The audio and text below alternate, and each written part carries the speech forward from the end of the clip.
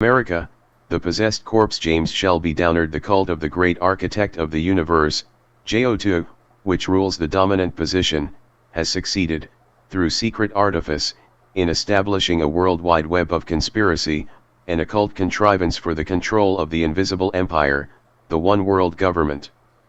The invisible empire is designed to control people brought together and made one, who, lacking individuality, would work as directed by cybernetic systems programmed by scientific design teams.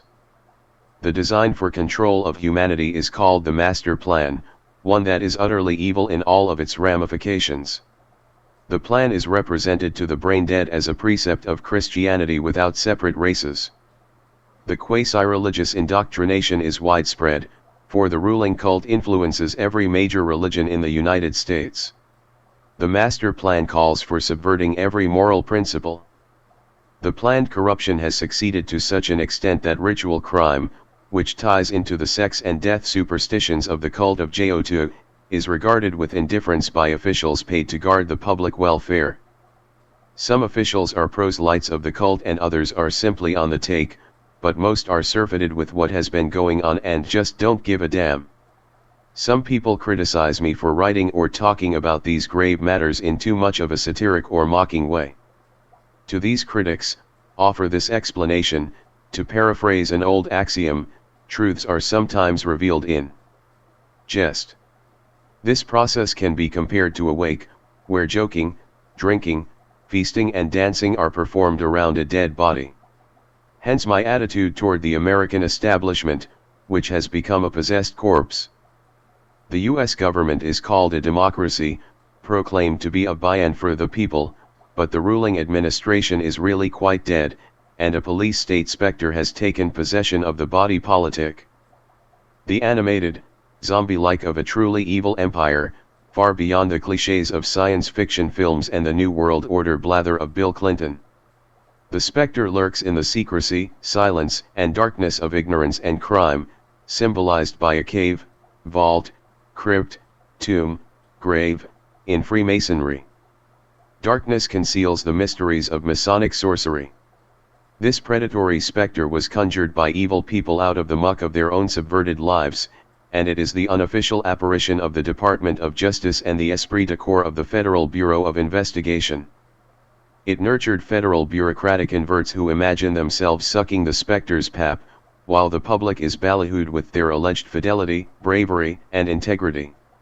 The police state specter is the very soul of the Office of Strategic Services Central Intelligence Agency perverts, who have worked hard to thwart every principle of morality within easy reach. Such immorality fits some Treasury agents to a T, and as if that weren't evil enough, the specter is symbolically associated with crescent moon and star symbolism, such as was depicted on badges worn by federal marshals.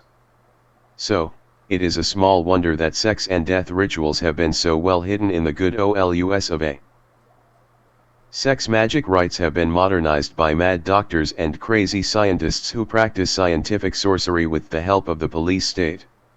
In some rites, besides being dosed with abulic drugs, biotelemetric implants stimulate victims' pudendal nerves and cause gross excitement of the genital area. The possessed are owned body and mind by way of mind control. Some of the unfortunates are used in orgiastic witchcraft rites where, in a condition resembling those of erotic robots, they perform will-less sex acts. Abulic drugs, which are more than a little like the love potion No. 9 of the old rock and roll song, are fed to victims, and are every bit as effective as the Circean potion was for ancient Greeks. Though manufactured in the vats of the pharmaceutical industry, the abulics used, such as the Tolish mimetic concoction, have been used by sorcerers for ages. The mystical sex circuses are typical of witchcraft sex magic orgies that have always been performed in culto chaos rites, and victims are characterized by their loss of will. Power. People of all races are used in these sexathons, which are aimed at nothing more than racial mixing. The cry of voodoo witches at their assemblies, in which Negroes and whites participate, is mislit. Mislit. Mislit mix. Mix. Mix. Keep that in mind next time you tune into your favorite black and White television program, in which R.A. bedroom scenes are shown in close-up detail. The mixing ceremonies are synonymous with the present worldwide campaign for racial amalgamation. The United States melting pot is as sooty as the veritable witch's cauldron, particularly in these terminal times. The master plan has a time of tribulation, in which people are to be made one. Near the start of that togetherness, a post-tribulation rapture is planned, in which everyone's brain will be pleasured magnetically, and all will come together. Those gathered will have their individuality removed, and be nothing more than a humanoid servo mechanism. The police state specter is computerized, and imagine that the traditional spirits of possession, devils, fiends, and demons are enraged that their possession concession is now run by the police state crowd. Hopefully they'll do something about it.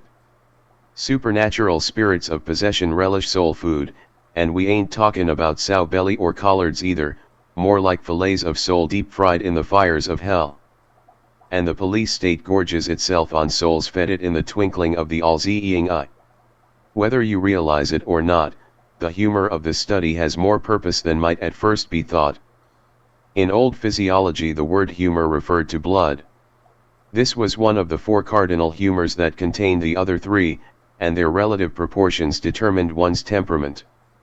In studying word use, we find that a bloody temperament was the humor displayed by people attending the Circus Maximus of ancient Rome. Life often is likened to a circus or carnival, and in the carnival of life, can say walk the crooked mile, the midway, as a straight man. It hasn't been easy, for it everyone is more than a little bent, and haven't quite fit in. As it is said in Carney talk, wasn't with it, was an outsider. But have more than a bit of inside information, so paradoxically can be described as an outsider/insider. The hierarchy of the cult of the Jo2 evidently declared me to be an outsider, albeit a very knowing one, damn my hide. Another term they use is profane, which is said to come from the Latin words pro and fanem, before or outside the temple. A person declared to be profanus in ancient times was not allowed into the temple to see what was going on, just as a profane one is not permitted to witness Masonic temple rites. Not that he'd be missing much. But an outsider who has witnessed the rites has committed a Masonic crime, and the peekaboo person is declared a Cowan. Cowans are persecuted, used as scapegoats and sometimes tortured and or killed. Because of the forbidden information encountered, have been betrayed, cheated, robbed, drugged, poisoned and surreptitiously fed stuff that even wretched carnival geeks would have scorned. Such murderous attacks have been made so frequently that now pay little heed to the bulk of them. Whenever attempted to get away from it all, found that was blacked out in the mystical darkness of the Masonic hoodwink, where nothing is what it seems. Was doing the danse macabre with Masonic assassins that knew, although those assassins are alleged to be entirely allegorical. There came a time when it seemed could dance no further, and the deadened that faced reeked of finality. Then considered the scatological aspects of the whole terminal trip, and when mentally pictured that crap-littered road of life, realized that a maze had caught up with me. A coffin seemed to be the only way out. After some gloomy cogitation like Ishmael, when he walked past coffin warehouses in Moby Dick, decided that taking that way out would not be the best route at the time. Tried to recall if saw an overlooked exit along the midway, the possibility of such an exit seemed better than its alternative. The mental search I then undertook in the limbo of memories revealed things that seemed innocent enough, but were on the threshold of memories that were real hellers. Began to examine each and every innocent appearing memory carefully, suspecting that they were not all as they seemed. When discovered memories without connections or antecedents, began to wonder if they were concealing something. When rummaging through that mental limbo, found a genuine old memory with valid connections, and with that memory there came teardrops, and through those teardrops encountered frightful memories of the long-dead past, and suddenly recognized the past for the corpus mysticum that it is. When seen as it really is, the mystical past is a horrible thing, cloaked in iniquity, secrecy, silence, and darkness, the now you see it now you don't Masonic as art. Fooled for so long and so thoroughly, could not at first recall the contract that had been put out on me. The contractors and subcontractors were so numerous that, looking back on it now, it seems just about everybody had a piece of the action, and almost had to carry signs to keep from offing each other. While it might be said that in the Carnival of Life, wasn't a star player, but with the Carnival of Death, certainly was, and my performances with it have been second to none. Death has always been my life support system. The Carnival of Death's ringmaster is, of course, the Angel of Death.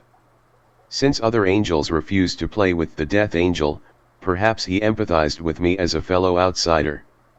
The shadow of death has darkened me for so long that it has become my very own shadow. We've been together for the multitude of life's cruel games, and he has always been on my side, no matter how it might have looked at first. Am quite fortunate to have had such a protective shade.